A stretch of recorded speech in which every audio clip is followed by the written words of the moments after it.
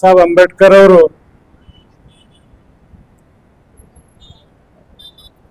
ಈ ದೇಶದ ಹುಟ್ಟುತ್ತಿದ್ದಿಲ್ಲ ಅಂತಂದ್ರೆ ಅನೇಕ ಜನರು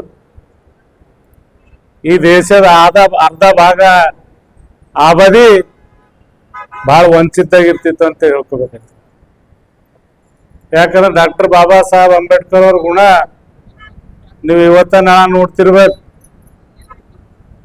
ಯಾರ ಜರ ಒಂದಂದ್ರೆ ಅವನೇನ್ ದುಶ್ಮನ್ಕಿ ತಕ್ಕೊಲಕ ನಾನಾ ಪ್ರಕಾರ ಯೋಜನೆ ಮಾಡ್ತಾರ, ಇವನಿಗೆ ಹ್ಯಾಂಗ ದುಶ್ಮನ್ಕಿ ತಕ್ಕೊಲಿ ಅಂತೇಳಿ. ಆದ್ರೆ ಕೇವಲ ಡಾಕ್ಟರ್ ಬಾಬಾ ಸಾಹೇಬ್ ಅಂಬೇಡ್ಕರ್ ಅವರು ಅವ್ರಿಗೆ ಕೊಟ್ಟಂತ ಎಲ್ಲ ಕಷ್ಟಗಳು, ಅವ್ರಿಗೆ ಸಿಕ್ಕಂತ ಯಾವುದು ಮಾನ್ಯತೆಗಳು ಇದು ನೋಡಲ್ದೇನೆ ಅವ್ರೆಲ್ಲರಿಗೆ ಒಂದೇ ಇದ್ರಲ್ಲಿ ನೋಡಿ ಎಲ್ಲರಿಗೂ ನ್ಯಾಯ ಕೊಡ್ಸಂತ ಕೆಲಸ ಯಾರ ಮಾಡ್ಯಾರ ಡಾಕ್ಟರ್ ಬಾಬಾ ಸಾಹೇಬ್ ಅಂಬೇಡ್ಕರ್ ಅವರು. ಆ ಇದ್ರಲ್ಲಿ ನಾವೆಲ್ಲ ಅಂತ ಮಹಾತ್ಮನನ್ನು ಕಳ್ಕೊಂಡು ನಾ ಹೇಳೋದು ಹೀಗೆ, ನಮ್ಮಂಗ ಅವ್ರಿಗೆಲ್ಲ ತೋಡನೆ ಬಿ ಸುಖ ಇರ್ತಿತ್ತು ಅಂತಂದ್ರೆ ಇನ್ನ 10-20 ವರ್ಷ ಬದುಕ್ತಿರೋರು. ಅಂತ ಕಷ್ಟದಾಗ ಬಿ 10 ವರ್ಷ ಬದುಕ್ಯಾರ ಅಂತಂದ್ರೆ ಅವ್ರಿಗೆ ಹುಟ್ಟಿಸಿದಂತ ತಾಯಿ ಆಶೀರ್ವಾದ ಬಹಳ ಇತ್ತು ಅಂದ್ಕೋಬೇಕಾಯ್ತು. ಯಾಕಂದ್ರೆ ಆ ತಾಯಿಗೆ ಎಲ್ಲರೂ ಹೇಳ್ತಾರ, ಅಂಬೇಡ್ಕರ್ ಅವ್ರದೇ ಗುಣಗಾನ ಮಾಡ್ತಾರಕಿ ಆ ತಾಯಿದ್ ಯಾರು ನೋಡಕ್ಕಿಲ್ಲ. ಆ ತಾಯಿಗೆ ನಾವು ಕೋಟಿ ಕೋಟಿ ನಮನ್ ಸಲ್ಲಿಸ್ಬೇಕಾಯ್ತದಕ್ಕೆ ಅಂತ ಮಗನಿಗೆ ಜನ್ಮ ಕೊಟ್ಟಿ ಈ ಭಾರತ ದೇಶಕ್ಕೆ ಒಂದು ಕೊಡುಗೆ ಕೊಟ್ಟ ಅಂತೇಳಿ. ಯಾಕಂದ್ರೆ ಇವತ್ತ ನಾಳೆ ನೀವು ನೋಡಿರ್ಬೇಕು, 2 ಇಲ್ಲ 3 ಹರಿದ್ರೆ ಸಾಕಂಬರೇ ತೋಲಾಗ್ಯಾರ ಅಂತದ. ಡಾಕ್ಟರ್ ಬಾಬಾ ಸಾಹೇಬ್ ಅಂಬೇಡ್ಕರ್ ಅವ್ರ ತಾಯಿಯವ್ರು 14ನೇ ಮಗ ಇವ್ರು. ಅದರ್ಶ ಅವ್ರು ನಿಮ್ಮಂಗ್ ವಿಚಾರ ಆಗ್ತಿರೋ ಅಂತಂದ್ರೆ ಡಾಕ್ಟರ್ ಬಾಬಾ ಸಾಹೇಬ್ ಅಂಬೇಡ್ಕರ್ ಹುಟ್ಟುತ್ತಿದ್ದಿಲ್ಲ. ಅಂತ ತಾಯಿಗೂ ಒಂದು ನಮ್ಮನ್ನ ಸಲ್ಲಿಸಿ ಇವತ್ತಿನ ದಿವ್ಸ ನಾವೆಲ್ಲ ಡಾಕ್ಟರ್ ಬಾಬಾ ಸಾಹೇಬ್ ಹಾಕೊಟ್ಟಂತ ಹಾದಿಮ್ಯಾಗ ಅವ್ರ ಮಾರ್ಗದರ್ಶನದಾಗ ಎಲ್ಲರಿಗೂ ಒಳಿತು ಮಾಡಿ ನಾವೆಲ್ಲ ಮುಂದಡೋಣ ಅಂತೇಳಿ ನಮ್ಮಂತ ಹೊಸ ಪೀಳಿಗೆ ಯುವ ಜನತೆ ಡಾಕ್ಟರ್ ಬಾಬಾ ಸಾಹೇಬ್ ಅಂಬೇಡ್ಕರ್ ಅವರ ಜೀವನದಿಂದ ಪ್ರೇರಣೆಗೊಂಡು ನಮ್ಮ ಜೀವನದಲ್ಲಿ ಏನಾದರೂ ನಾವು ಬದಲಾಯಿಸಿಕೊಂಡ್ರೆ ಮಾತ್ರ ನಾವು ನಿಜವಾಗ್ಲೂ ಅವರಿಗೆ ಶ್ರದ್ಧಾಂಜಲಿ ಸಲ್ಲಿಸಿದಂಗೆ ಆಗ್ತದೆ. ಬರೀ ಅವರ ಭಾವಚಿತ್ರಕ್ಕೆ ಪುಷ್ಪಾರ್ಚನೆ ಮಾಡೋದು, ತೆಂಗಿನಕಾಯಿ ಹೊಡೆಯೋದು, ಸಂಭ್ರಮಾಚರಣೆ ಮಾಡೋದ್ರಿಂದ ಆಚರಣೆ ಮಾಡೋದಕ್ಕಿಂತ ಅನುಸರಣೆ ಮಾಡೋದು ಉತ್ತಮ ಅಂತ ನನಗೆ ಅನಿಸ್ತದೆ. ನನ್ನ ಅಲ್ಪ ಜ್ಞಾನಿಯಿಂದ ನನಗೆ ಏನ್ ಅನಿಸ್ತದೋ ಅದೊಂದು 2 ಮಾತು ಹೇಳಕ್ ಇಷ್ಟಪಡ್ತೀನಿ. ಬರೀ ನಾವು ಫೋಟೋ ಇಟ್ಟು ಆಚರಣೆ ಮಾಡ್ತೇವೆ, ಯಾರೋ ಒಂದು ಈ ಪರಮ ಇಂಥ ಮಹಾತ್ಮರಿಗೆ ಯಾವುದೇ ಒಂದು ವಿಶೇಷ ಸಮುದಾಯಕ್ಕೆ ಮಾತ್ರ ಹೋಲಿಸಿ ಉಳಿದವ್ರು ಯಾರು ಬರ್ಲಾರ್ದಂಗೆ ಕೆಲವೊಂದ್ ಕಡೆ ಬರ್ತದೆ, ಯಾವುದೇ ಒಂದು ವಿಶೇಷ ಸಮುದಾಯದ ಮಾತ್ರ ಮಾಡ್ಬೇಕು, ಬೇರೆ ಯಾರು ಬರ್ಲಾರ್ದಂಗೆ ಭಾಗವಹಿಸಾರ್ದಂತ ಇಂಥ ಪರಿಸ್ಥಿತಿ ಈಗಿನ ಆಧುನಿಕ ಕಾಲದಾಗೂ ಕೂಡ ಅದ. ತಾವೆಲ್ಲ ಸ್ವಲ್ಪ ಅದನ್ನು ಮರೆತು ಅವ್ರು ನಮ್ಮ ಜೀವನ ನಮ್ಮ ಭಾರತ ದೇಶ ಕೊಟ್ಟಂತ ಕೊಡುಗೆ ಒಂದ್ ವೇಳೆ ನನ್ನಂತ ಒಬ್ಬ ಸಾಮಾನ್ಯ ನಮ್ಮ ಬಾಬರು ಇದಕ್ಕಿಂತ ಬರೀ ಸರ್ ನಾ ಹೇಳ್ಬೇಕಂದ್ರೆ ನಮ್ಮ ಬಾಬರು ಸೈಕಲ್ ಪಂಕ್ಚರ್ ದುಕಾನಿ ಸರ್. ನಮ್ಮಂತ ಒಬ್ಬ ಸಾಮಾನ್ಯ ಒಬ್ಬ ವ್ಯಕ್ತಿ ನಮ್ಮ ದುಬಲ್ಗುಂಡಿ ಅಂತ ಗ್ರಾಮ ಪಂಚಾಯತ್ 2 ಸಲ ಸತತವಾಗಿ ಮೆಂಬರ್ ಆಗ್ಬೇಕು ಅಂತ ಸೌಕರ್ಯ ಅಂದ್ರೆ ಇವ್ರು ಕೊಟ್ಟಂತ ಸಂವಿಧಾನ ಕಾರಣದ ನಮ್ಮಂತರ ಇಲ್ಲಿ ಬಂದಿದ್ದೆವು. ಇಲ್ಲಾಂದ್ರೆ ನಾವು ಈ ಪಾರ್ಟಿದಾಗ ತಾಲೂಕು ಅಧ್ಯಕ್ಷ ಆಗ್ತಿರ್ಲಿಲ್ಲ, ಆ ಗ್ರಾಮ ಪಂಚಾಯತಿ ಮೆಂಬರ್ ಆಗ್ತಿರ್ಲಿಲ್ಲ. ಅವರು ಕೊಟ್ಟಂತ ಕೊಡುಗೆಗಳು ಸದಾ ನಮ್ಮ ಜೀವನದಲ್ಲಿ ನಾವು ದಿನ ಕೂಡ ನೆನೆಸ್ಕೊಂಡು ಅವರ ತತ್ವ ಆದರ್ಶಗಳನ್ನ ನಮ್ಮ ಜೀವನದಲ್ಲಿ ಅಳವಡಿಸ್ಕೊಂಡು ನಾವು ಕೂಡ ಮುಂಬರ್ತಕ್ಕಂಥ ದಿನಗಳಲ್ಲಿ ಮುಂದಿನ ಪೀಳಿಗೆಗೆ ಆದರ್ಶವಾದ ಜೀವನವನ್ನು ನಡೆಸಬೇಕಂತ ಹೇಳಿ ಅಲ್ಲಿ ಇಂಥ ಮಹಾನ್ ವ್ಯಕ್ತಿಯನ್ನ ಕಂಡಿರ್ತಕ್ಕಂಥದ್ದು ಬಹಳ ಸಂತೋಷ.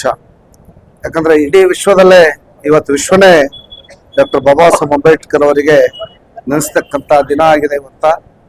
ಯಾಕಂದ್ರೆ ಅವರು ಒಂದು ಶೋಷಿತ ಸಮುದಾಯದಲ್ಲಿ ಹುಟ್ಟಿದ್ರು ಕೂಡ ಅವರು ಇಡೀ ಜೀವನದಲ್ಲಿ ಸಾಕಷ್ಟು ತೊಂದರೆಗಳನ್ನ ಪಟ್ಟರು ಕೂಡ ಎಲ್ಲ ಸಮುದಾಯ, ಎಲ್ಲ ವರ್ಗ, ಎಲ್ಲರನ್ನ ಒಳಗೊಂಡು ಅತ್ಯಂತ ಮಹತ್ತರವಾಗಿರ್ತಕ್ಕಂಥ ಸಂವಿಧಾನವನ್ನ ಕೊಟ್ಟಿದ್ದರಿಂದ ಇವತ್ತು ಎಲ್ಲ ವರ್ಗದ ಜನ ಅವಕಾಶಗಳನ್ನ ಪಡ್ಕೊಂಡು ಇವತ್ತು ಸ್ವಾಭಿಮಾನ ಜೀವನವನ್ನ ನಡೆಸ್ತಕ್ಕಂಥ ಸಂದರ್ಭ ಇದೆ. ಹಾಗಾಗಿ ಡಾಕ್ಟರ್ ಬಾಬಾ ಸಾಹೇಬ್ ಅಂಬೇಡ್ಕರ್ ಅವರಿಗೆ ಕೇವಲ ಜಾತಿಗೆ ಸೀಮಿತವನ್ನು ಮಾಡಲಾರ್ದೇನೆ ಎಲ್ಲ ಸಮುದಾಯ ಜನ, ಎಲ್ಲ ವರ್ಗದ ಜನ ಎಲ್ಲರೂ ಕೂಡ ಅವರನ್ನ ಈ ದೇಶದ ಸ್ವಾಭಿಮಾನ ವ್ಯಕ್ತಿ ಅಂತೇಳಿ ನಾವೆಲ್ಲರೂ ಕೂಡ ತಿಳ್ಕೊಂಡು ಅವರನ್ನ ಸ್ವಾಭಿಮಾನದ ಸಂಕೇತ, ಈ ದೇಶದ ಸ್ವಾಭಿಮಾನದ ಸಂಕೇತ ಅಂತ ತಿಳ್ಕೊಂಡು ನಾವೆಲ್ಲರೂ ಕೂಡ ಗೌರವಿತವಾಗಿ ಅವರು ಹಾಕೊಂಡಿರ್ತಕ್ಕಂಥ ಮಾರ್ಗದಲ್ಲಿ ನಾವೆಲ್ಲರೂ ಕೂಡ ನಡೀತಕ್ಕಂಥ ಪ್ರಾಮಾಣಿಕವಾಗಿರ್ತಕ್ಕಂಥ ಪ್ರಯತ್ನವನ್ನ ಮಾಡ್ಬೇಕಂತೇಳಿ ವಿಶ್ವಕ್ಕೆ ಒಂದು ದೊಡ್ಡ ಚೇತನ ಶಕ್ತಿಯಾಗಿರ್ತಕ್ಕಂತಹ ಡಾಕ್ಟರ್ ಬಾಬಾ ಸಾಹೇಬ್ ಅಂಬೇಡ್ಕರ್ ಅವರು ಪರಿನಿರ್ವಾಣ ಹೊಂದಿರತಕ್ಕಂಥ ಸಂದರ್ಭದಲ್ಲಿ ಬಾಬಾ ಸಾಹೇಬರ ವಿಚಾರಗಳನ್ನ ನಾವು ಓದ್ಬೇಕು, ಅರ್ಥ ಮಾಡ್ಕೋಬೇಕಂತಂದ್ರೆ ಅವ್ರಲ್ಲಿ ಇರ್ತಕ್ಕಂಥ ಜ್ಞಾನವನ್ನ ಅರ್ಥ ಮಾಡ್ಕೋಬೇಕಂತಂದ್ರೆ ಮನುಷ್ಯನಿಗಿರ್ತಕ್ಕಂಥ ಏನು ಒಂದು ಜನ್ಮ ಇದೆ, ಆ ಒಂದು ಜನ್ಮ ಸಾಕಾಗಲ್ಲ ಅಂತಕ್ಕಂಥದ್ದನ್ನ ನಾನು ಭಾವಿಸ್ತೀನಿ. ಯಾಕಂದ್ರೆ ಅವರಲ್ಲಿ ಅಷ್ಟೊಂದು ಆ ಜ್ಞಾನದ ಸಂಪತ್ತು ಅವರ ಒಂದು ಜೀವನದಲ್ಲಿ ಅವ್ರು ಯಾವ ರೀತಿ ಏಳು ಬೀಳುಗಳನ್ನ ಅನುಭವಿಸಿದ್ರು, ಆ ಸಂದರ್ಭದಲ್ಲಿ ಅವ್ರ ಮೇಲೆ ಆಗಿರ್ತಕ್ಕಂತಹ, ಸಮುದಾಯದ ಮೇಲೆ ಆಗಿರ್ತಕ್ಕಂತಹ ಯಾವುದೇ ತರಹದ ಒಂದು ಸಾಮಾಜಿಕ ತಾರತಮ್ಯ ಆಗಿರ್ಬೋದು, ತಮ್ಮ ಇಡೀ ಜೀವನವನ್ನ ಒಂದು ಕಷ್ಟದಲ್ಲಿ ಕಳೆದು, ಕಷ್ಟನೇ ಅವ್ರಿಗೆ ಒಂದು ದಾರಿಯ ಬೆಳಕನ್ನ ಕೊಡ್ತಕ್ಕಂತಹ ಒಂದು ಕಷ್ಟ, ಅವರಲ್ಲಿ ಜೀವನದಲ್ಲಿ ಏನ್ ಕಷ್ಟ ಅನುಭವಿಸಿದ್ರೆ ಅವರೇ ಒಂದು ಜಗತ್ತಿಗೆ ಬೆಳಕನ್ನ ಕೊಡ್ತಕ್ಕಂತಹ ಒಂದು ದೊಡ್ಡ ಕೆಲಸ ಇವತ್ತು ಬಾಬಾ ಸಾಹೇಬ್ ಅಂಬೇಡ್ಕರ್ ಅವರು ಮಾಡಿರ್ತಕ್ಕಂಥದ್ದನ್ನ ನೋಡ್ತಾ ಇದ್ದೀವಿ. ಬಾಬಾ ಸಾಹೇಬರ ಚಿಂತನೆ ಪ್ರತಿಯೊಬ್ಬ ವ್ಯಕ್ತಿಗಳಲ್ಲೂ ಕೂಡ ನಾವು ಅಳವಡಿಸ್ಬೇಕು. ಇವತ್ತು ಮನೆಯಲ್ಲೂ ಕೂಡ ಯಾರೇ ಆಗಿರ್ಲಿ, ಮನೆಯಲ್ಲೂ ಕೂಡ ನೀವು ಯಾವ ಪುಸ್ತಕ ಓದ್ತಿರೋ ಬಿಡ್ತಿರೋ, ಯಾವ ಧರ್ಮ ಗ್ರಂಥ ಓದ್ತಿರೋ ಬಿಡ್ತಿರೋ, ಆದ್ರೆ ಸಂವಿಧಾನ ಅಂತಕ್ಕಂಥದ್ದು ಏನು ಗ್ರಂಥ ಇದೆ, ಆ ಸಂವಿಧಾನ ಅಂತಕ್ಕಂಥದ್ದು ಪ್ರತಿಯೊಬ್ಬರು ಕೂಡ ಮನೆಯಲ್ಲಿ ಇಟ್ಕೊಂಡು ಪೂಜೆ ಮಾಡಿದ್ರೆ ಪ್ರತಿಯೊಬ್ಬ ಮನುಷ್ಯನ ಒಂದು ಪ್ರತಿಯೊಂದು ಸಮುದಾಯದ ಜನ್ಮ ಸಾರ್ಥಕ ಆಗುತ್ತೆ ಅಂತಕ್ಕಂಥ ಮಾತನ್ನ ಈ ಸಂದರ್ಭದಲ್ಲಿ ಹೇಳಕ್ ಬಯಸ್ತಾ ಇದ್ದೇನೆ. ಬಂಧುಗಳೇ, ಬಾಬಾ ಸಾಹೇಬ್ರವರ ಒಂದು ವಿಚಾರಗಳನ್ನ ನೋಡ್ಬೇಕಾದ್ರೆ ಇವತ್ತೆಲ್ಲೆಲ್ಲೋ ವಿದೇಶಗಳಲ್ಲಿ ಹೋಗಿ ಓದಿ ಆ ಇಡೀ ದಿನ ಜೀವನದ ಅನುಭವವನ್ನ ಸಂವಿಧಾನದ ಮೂಲಕ ಈ ದೇಶದಲ್ಲಿ ಒಂದು ಕಡೆ ವ್ಯಕ್ತಿಗೂ ಕೂಡ ಒಂದು ಸಾಮಾಜಿಕ ನ್ಯಾಯವನ್ನ ಕೊಡ್ತಕ್ಕಂಥ ಕೆಲಸ ಯಾರಾದ್ರೂ ಮಾಡಿದ್ದಾರೆ ಅಂತಂದ್ರೆ ಅದು ಡಾಕ್ಟರ್ ಬಾಬಾ ಸಾಹೇಬ್ ಅಂಬೇಡ್ಕರ್ ಅಂತಕ್ಕಂಥ ವಿಚಾರವನ್ನ ನಾವೆಲ್ಲೂ ಅರ್ಥ ಮಾಡ್ಕೋಬೇಕಾಗ್ತದೆ. ಇವತ್ತು ಸಂವಿಧಾನದ ವಿಚಾರಗಳನ್ನ, ಸಂವಿಧಾನ ಇರ್ತಕ್ಕಂತಹ ಅಂಶಗಳನ್ನ ನಾವೆಲ್ಲರೂ ನಮ್ಮ ಮಕ್ಕಳಿಗೂ ಕೂಡ ನಾವು ಅರ್ಥ ಮಾಡಿಸ್ಬೇಕು.